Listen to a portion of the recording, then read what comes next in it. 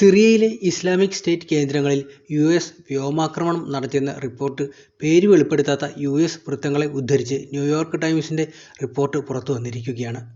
സിറിയയിൽ കഴിഞ്ഞയാഴ്ച യുഎസ് സൈനികർക്ക് നേരെ നടന്ന ആക്രമണത്തിന് തിരിച്ചടിയുണ്ടാകുമെന്ന് പ്രസിഡന്റ് ഡൊണാൾഡ് ട്രംപ് പ്രഖ്യാപിച്ചതിന് പിന്നാലെയായിരുന്നു ഈ ആക്രമണം. എന്നാൽ മരണസംഖ്യയെക്കുറിച്ചുള്ള വിവരങ്ങൾ പുറത്തുവന്നിട്ടില്ല. ശനിയാഴ്ച മധ്യ സിറിയൻ നഗരമായ പാൽമിറയിൽ സിറിയൻ സൈന്യങ്ങളുടെ വാഹനവ്യൂഹത്തിന് നേരെ നടന്ന ആക്രമണത്തിൽ 2 യുഎസ് സൈനികരും ഒരു സാധാരണക്കാരനും കൊല്ലപ്പെട്ടിരുന്നു. 3 സൈനികർക്ക് പരിക്കേൽക്കുകയും ചെയ്തു. ആക്രമണം നടത്തിയത് ഐഎസ് ഭീകരരാണെന്നായിരുന്നു പ്രാഥമിക നിഗമനം. ഇതിന് തിരിച്ചടിയായാണ് യുഎസിൻ്റെ വ്യോമാക്രമണം നടന്നിരിക്കുന്നത്.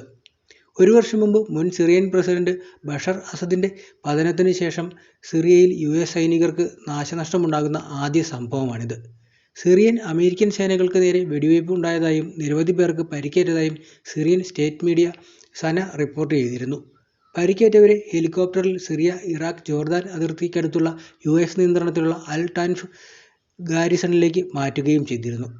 കഴിഞ്ഞ ഡിസംബറിൽ പ്രസിഡന്റ് ബഷർ അൽ അസദിൻ്റെ 54 വർഷം നീണ്ട ഭരണം അവസാനിച്ചതിന് ശേഷം സിറിയയിൽ വിവിധ ന്യൂനപക്ഷ വിഭാഗങ്ങൾ തമ്മിലുള്ള പോരാട്ടം വർദ്ധിച്ചിരിക്കുകയാണ്.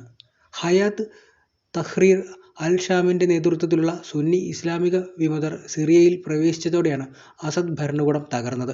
ദുർബലമായ സാഹചര്യത്തിലൂടെ കടന്നുപോകുന്ന രാജ്യത്ത് നിയന്ത്രണം സ്ഥാപിക്കാൻ ഒരു പുതിയ ഇസ്ലാമിക നേതൃത്വത്തിലുള്ള സർക്കാർ ശ്രമിച്ചു വരികയാണെന്നും സംഘർഷം പരിഹരിക്കുന്നതിനും ഏറ്റുമുട്ടലുകൾ അവസാനിപ്പിക്കുന്നതിനും സിറിയൻ സൈന്യം നേരിട്ട് ഇടപെടാൻ തീരുമാനിച്ചതായി കഴിഞ്ഞ ജൂലൈ 14 പുലർച്ചെ സിറിയൻ ആഭ്യന്തര മന്ത്രാലയം പ്രഖ്യാപിച്ചിരുന്നു. എന്നാൽ ഈ ഇടപെടൽ എത്രത്തോളം ഉണ്ടായി എന്നുള്ളതും വാർത്തകളെക്കുറിച്ച് പിന്നീട് പുറത്തു വന്നിട്ടില്ല. സ്വീഡ ഗവർണർ മുസ്തഫ അൽ ബക്കൂർ തൻ്റെ ജനങ്ങളോട് ആത്മസംയമനം പാലിക്കാനും പരിഷ്കരണത്തിനായുള്ള ദേശീയ ആഹ്വാനങ്ങളോട് പ്രതികരിക്കാനും അഭ്യർത്ഥിച്ചിരുന്നു. ആത്മീയ നേതാക്കളും ശാന്തത പാലിക്കാനാണ് ആഹ്വാനം ചെയ്തിരിക്കുന്നത്.